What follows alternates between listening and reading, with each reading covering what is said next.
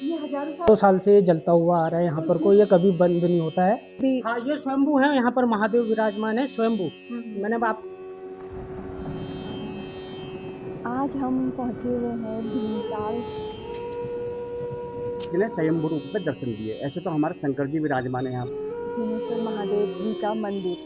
चलिए आपको भी दर्शन कराते हैं।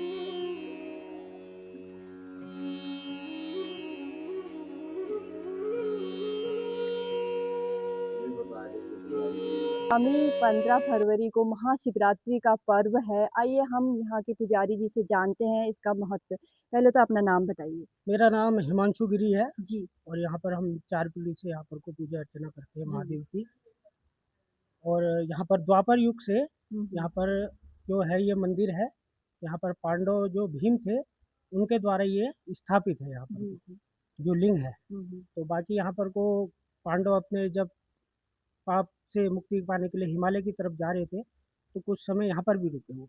तो यहाँ के राजा थे उस समय पे, राजा भीमसेन उनको कहा जाता था, जो नल दमयंती के पिता थे राजा भीमसेन।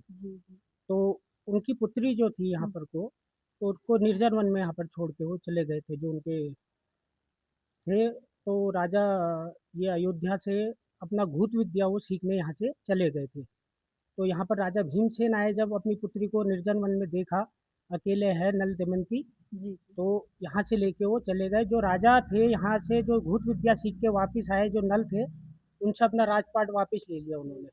तो उनको यहाँ पर को उनका राजपाट मिला और जो राजा थे यहाँ के उनके द्वारा यहाँ पर भोलेनाथ की पूजा अर्चना करी गई। तब यहाँ पर महादेव ने उनको स्वयंभू दर्शन दिए। और जब स्वयंभू दर्शन देने के बाद उसके बाद जब पांडव अपने यहाँ पर को भाइयों की निर्जन हत्या करके जब उनको पाप लगा था तो अपना वो हिमालय की तरफ जा रहे थे। तो जो यहाँ के राजा थे पांडवों ने उनसे पूछा कि हम यहाँ पर कौन से स्थान पर रह सकते हैं जहाँ पर मंदिर हो पांडव भीम महादेव का। तो यहाँ से एक छोटा कैलाश नाम से जगह है, वहाँ पर को अभी शिवरात्रि में बहुत भक्तों की मनोकामना और काफ़ी तांता लगे रहता है, मेला लगे रहता है। तो जब पांडव यहाँ पर रुके तो सरोवर था, यहाँ पर कुछ नहीं था, निर्जन वन था।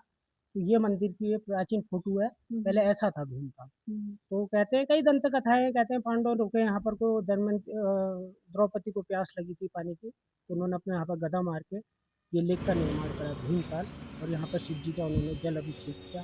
उसके बाद यहाँ पर को कोई मान्यता है कि यहाँ पर जो भी श्रद्धालु आता है अपना 1 लोटा जल शिवरात्रि के दिन अपना पूजा अर्चना करता है, उसके बाद यहाँ पर को उसको काफ़ी मतलब आध्यात्मिक ऊर्जा और काफ़ी उनकी मनोकामनाएं यहाँ पर को पूर्ण हुई हैं।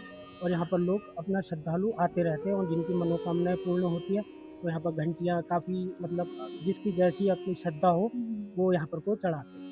तो ये बताइए महाशिवरात्रि में यहाँ पर तो भक्तों का रेला लगा होता है। जी कहाँ बिल्कुल, यहाँ से आप लगा लीजिए जो छोटा कैलाश है हमारा, वहाँ से श्रद्धालु आते हैं। जब मतलब यूपी कई जगह से छोटा कैलाश आते हैं तो वहाँ से वो यहाँ आते हैं भीमताल भीमेश्वर महादेव में।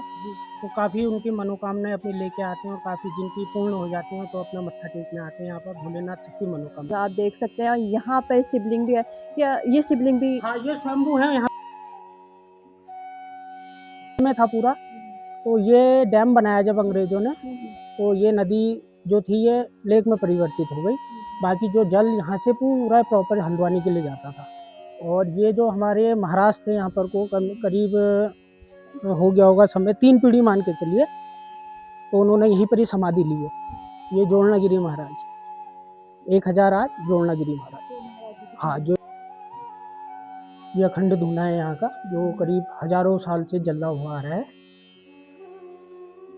ये हजारों साल से जी, यहाँ पर कोई ये कभी बंद नहीं होता है, ये प्रॉपर अपना रहता है चालू। मतलब ये जोत इसकी जो है, इसकी जो राख है, जो यहाँ पर कई साधु संत आके यहाँ पर को अपना तपस्या करके अपना स्थान, इस स्थान से आगे जैसे हमारे बनखंडी महाराज हो गए, हिडम्बा 7 ताल, और अपने दयालु महाराज हो गए यहाँ पर के, और सोमवारी महाराज हो गए।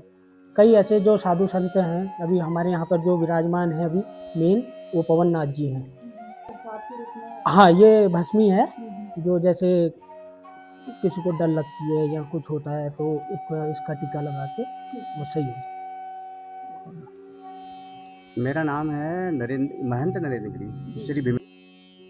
तो जैसा है शिव की रात्रि, विशेष महत्व जो होता है शिव के रात्रि का ही होता है। हैं, उसमें जो है आयोजन किए जाते हैं। जैसे कि आपको रुद्राभिषेक, क्योंकि मेन जो होता है शंकर जी को 4 पहर की पूजा होती है, 4 पहर 24 घंटे जलाभिषेक होता है। दूध, दही, घी, शहद इत्यादि से जो है शंकर जी का अभिषेक किया जाता है और क्या कहते हैं बेलपत्र और दूध, दही, घी से जो स्नान कराया जाता है और फलों का जो है क्या कहते हैं भोग लगाया जाता है और भंडारा होता है।